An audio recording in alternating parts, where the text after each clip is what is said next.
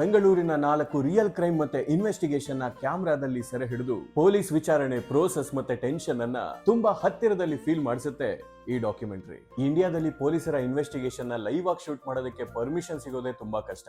ಆದ್ರೆ ಈ ಸೀರೀಸ್ ಅಲ್ಲಿ ಪೊಲೀಸರ ಜೊತೆಗೆ ಅವರ ಜೀಪ್ ನಲ್ಲಿ, ಪೊಲೀಸ್ ಸ್ಟೇಷನ್ ನಲ್ಲಿ ಹಾಗೂ ಇಂಟ್ರಾಗೇಷನ್ ರೂಮ್ ನಲ್ಲಿ ಹೀಗೆ 24/7 ಅವರನ್ನ ಫ್ಲೈ ಆನ್ ದಿ ವಾಲ್ ರೀತಿ ಶೂಟ್ ಮಾಡಿದ್ದಾರೆ.